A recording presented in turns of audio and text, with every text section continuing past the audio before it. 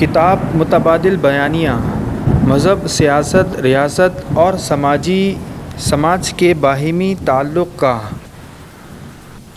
Doctor محمد فاروق خان، ترتیب و تدوین doctor حسن الامین۔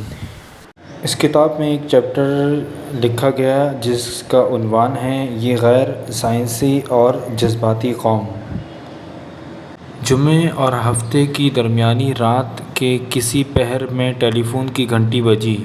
Phone پر ایک دوست نے کہا کہ ہمارے ہاں مسجد میں ہر طرف لاؤڈ اسپیکر پر یہ اعلانات کیے جا رہے ہیں کہ ایک بہت بڑا زلزلہ آنے والا ہے۔ اس دوست نے بتایا کہ میں نے پشاور میں بھی اپنے احباب سے رابطہ کیا اور وہاں سے بھی یہ اطلاع ملی ہے کہ پورا پشاور ریڈار کی صورتحال میں ہے۔ فون ختم ہونے کے بعد میں نے احتیاطاً ٹی وی کھولا کہ کیا دنیا میں کسی اور جگہ کوئی زلزلہ آیا ہے یا نہیں۔ معلوم ہوا کہ کہیں بھی زلزلے کی کوئی اطلاع نہیں ہے، اس لیے میں نے اطمینان سے کروٹ بدلی اور سو گیا۔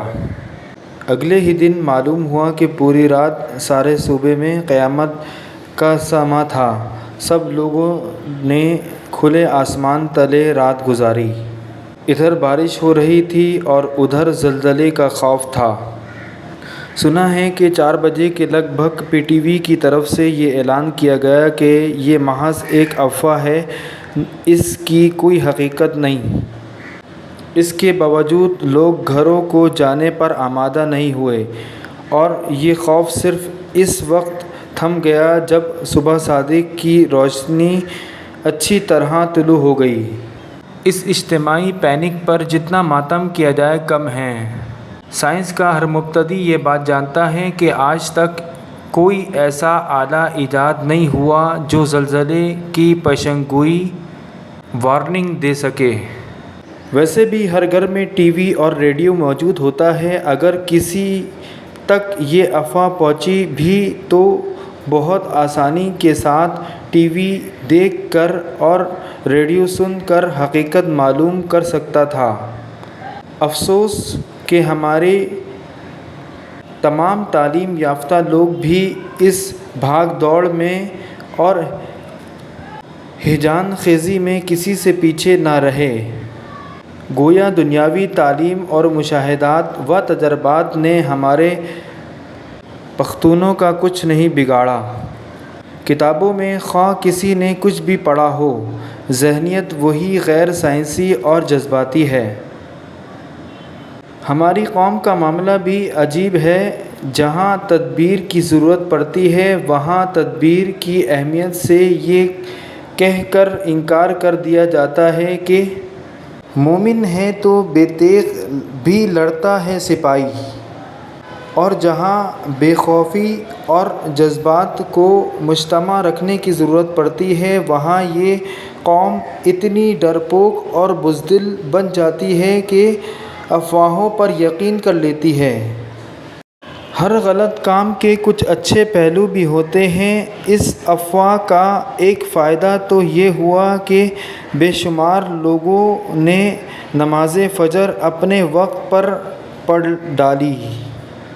اس کا ایک فائدہ یہ بھی ہوا، بلکہ ہونا چاہیے، کہ ہماری قوم یہ بات جان جائے کہ ہجومی نفسیات، ماب سائیکالوجی کیا ہوتی ہے۔ کاش اس وجہ سے لوگ یہ سیکھ جائیں کہ کرائسس کے وقت صحیح رویہ کیا ہوتا ہے۔ فرض کیجیے زلزلہ ابھی آنا تھا تو کیا یہ ضروری تھا کہ سب لوگ اپنے گھروں کو چھوڑ کر بھاگ جائیں؟ کیا گھر کے اندر زلزلے سے بچاؤ کا مناسب طریقہ ممکن نہیں ہوتا؟ کیا یہ زندہ قوم کے لیے شایان شان ہے کہ وہ اتنے خوف کا مظاہرہ کرے؟ اطلاع ہے کہ جناب وزیر اعظم نے اس بات کی تحقیقات کا حکم دیا ہے کہ یہ معلوم کیا جائے کہ یہ افواہ کہاں سے پھیلی۔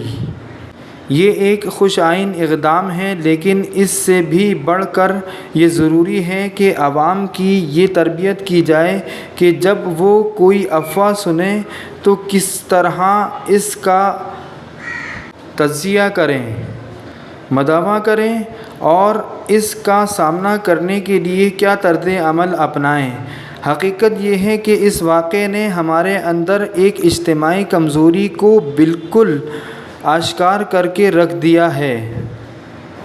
ماتم اس بات کا ہے کہ میرے پختون بھائی ہمیشہ خوف اور خوش فہمی کے درمیان میں زندگی بسر کرتے ہیں۔ جہاں حکمت و صبر کی ضرورت ہوتی ہے، وہاں یہ اپنے آپ کو مسلسل یہ اطمینان دلاتے رہتے ہیں کہ پروردگار کی غیبی مدد بس آیا ہی چاہتی ہے، اور اس خوش فہمی میں وقت گزارتے گزارتے ایک دن جب ان کی آنکھ کھلتی ہے تو معلوم ہوتا ہے کہ ان کا سب کچھ تو غیر کے قبضے میں چلا گیا ہے۔